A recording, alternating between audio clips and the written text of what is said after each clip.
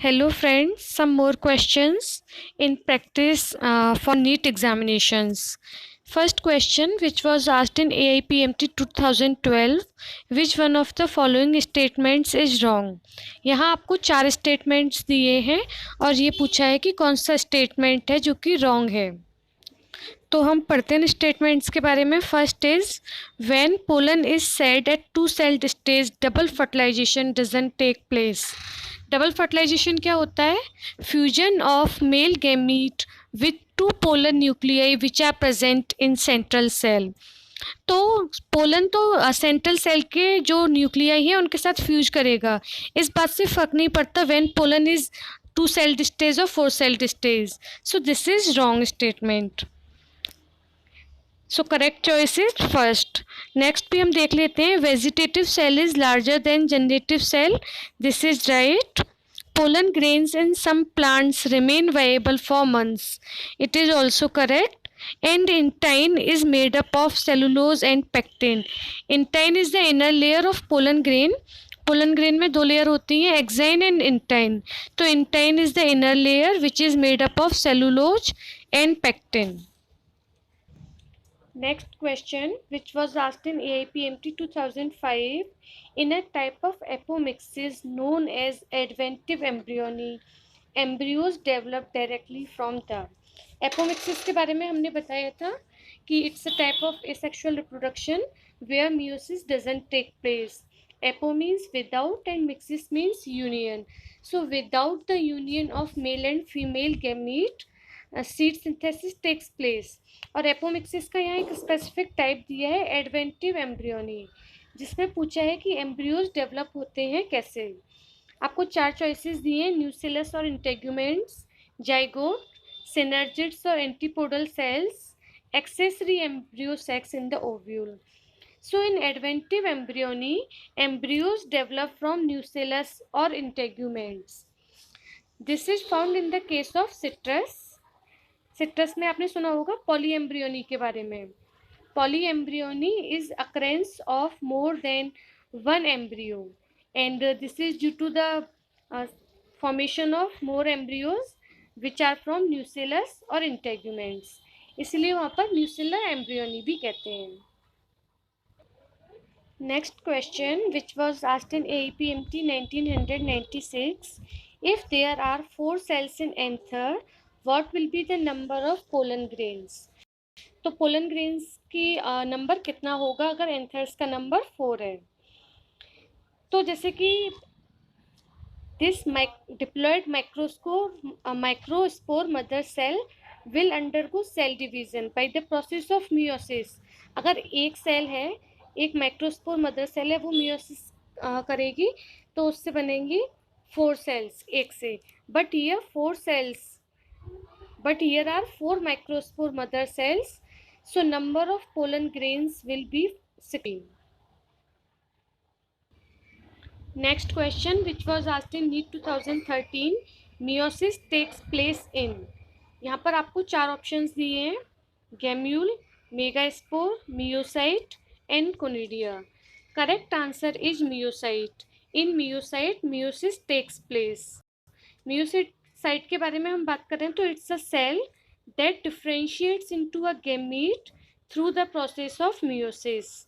गैम्यूल, these are tough coated dormant clusters of embryonic cells. And megaspore के बारे में तो आप जानते हैं, मेगास्पोर जिसे हम मैक्रोस्पोर भी कहते हैं, it germinates into the female gametophyte which produces egg cells. And conidia is a type of spore which is produced asexually by various fungi.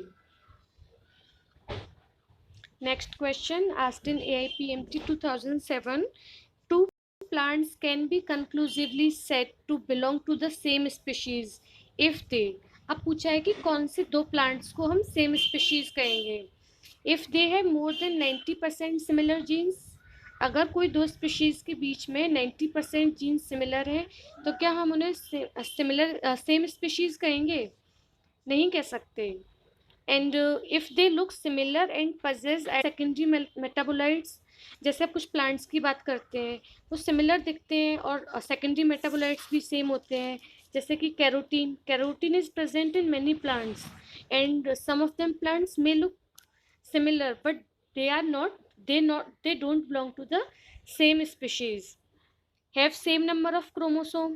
जैसे हम राइस की बात करें, राइस में दो स्पीशीज हैं, ओराइजा सटाइवा एंड ओराइजा ग्लेबेरिमा.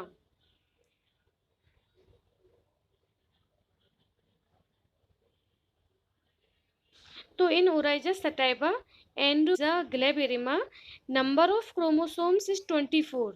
दोनों में ही क्रोमोसोम्स का नंबर 24 है, लेकिन ये दोनों डिफरेंट स्पीशीज हैं. तो number of chromosomes if similar, we can't say that both species are the same. If the both species can reproduce freely with each other and form seed, we say that these species are the same. Next question is, generative cell was destroyed by laser but a normal pollen tube was still formed because. दो cells होती हैं, generative cell and vegetative cell. तो अगर generative cell को destroy कर दिया जाता है, उसके बाद भी पोलन ट्यूब फॉर्म हो जाती है. तो इसका रीजन पूछा गया है, यहाँ कुछ चॉइसेस हैं. Because vegetative cell is not damaged, this is right. Because generative cell is damaged but vegetative cell is not damaged, it is still in fully working stage. And generative cell forms spermatic nuclei by division, whereas vegetative cell is to produce all the machinery needed to form and develop the pollen tube. तो वेजिल का जो function है वो है कि pollen tube के लिए जितनी मशीनरी नीडेड है उसको प्रोड्यूस करे. अगर वेजिटेटिव सेल फंक्शनल है तो पोलन ट्यूब का फॉर्मेशन हो जाएगा. बट जनरेटिव सेल यहाँ पर डिस्ट्रॉय कर दी गई है, इसीलिए स्पर्मेटिक न्यूक्लियाई फॉर्म नहीं होंगे. Next question is syngamy means. This was asked in AIPMT 1991. तो सिंगेमी का मतलब होता है fusion of gametes, and these gametes are male gametes and female gametes. So fusion of male and female gametes is termed as syngamy. Syngamy may be of three types: isogamy, anisogamy और oogamy.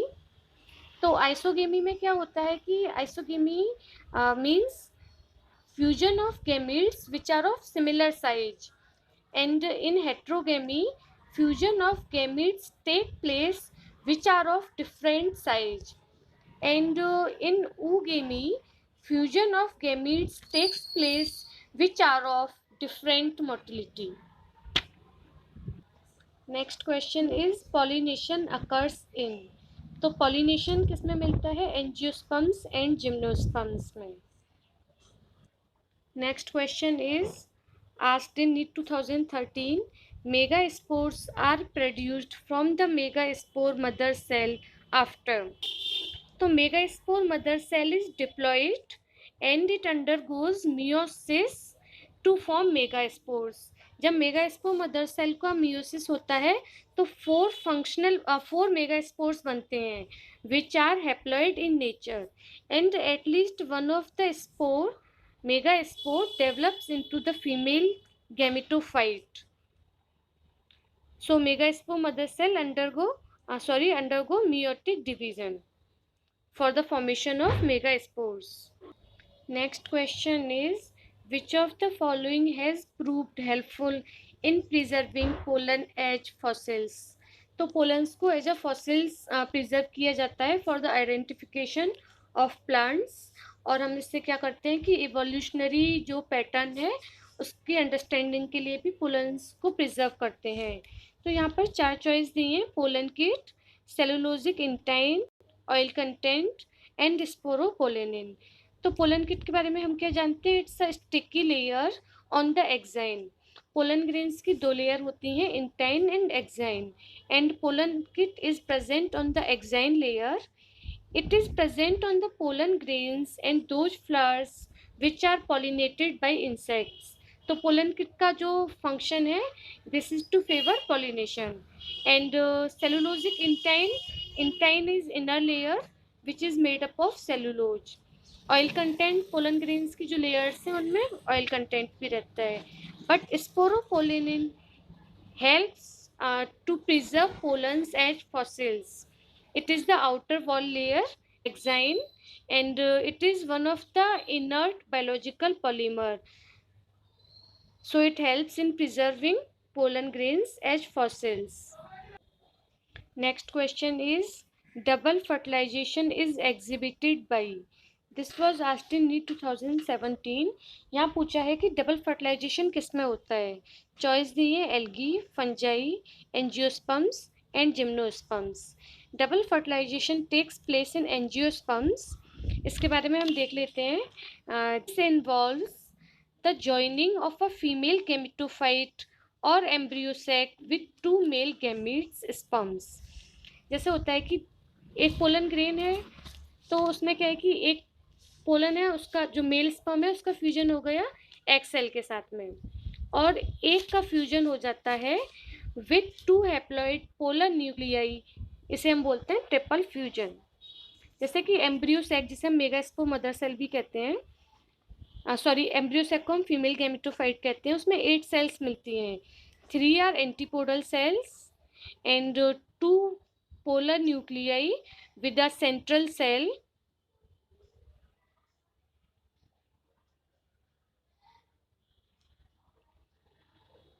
2 synergids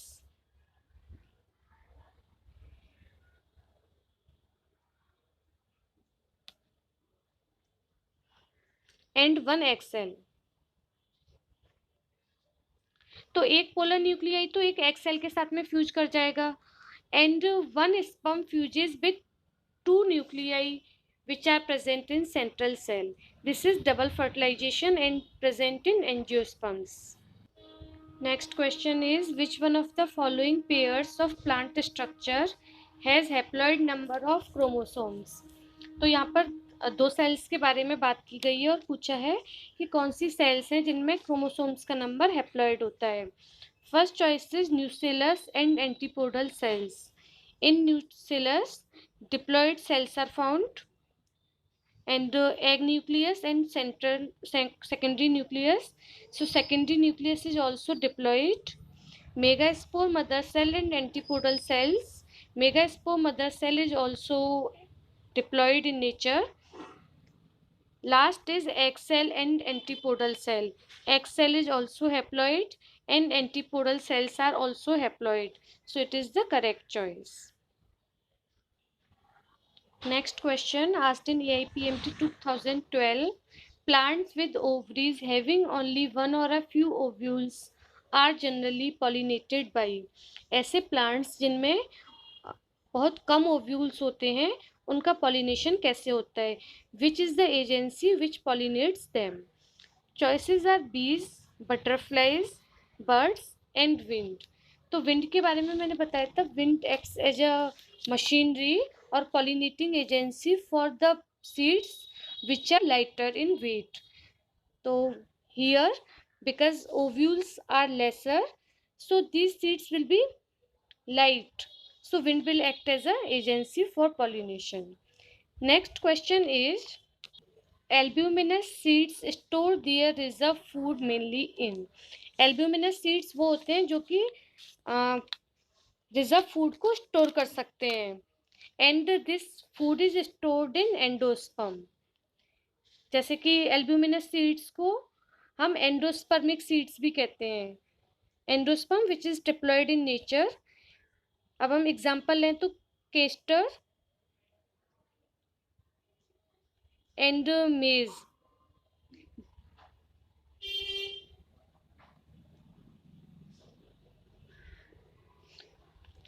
Castor and maize are examples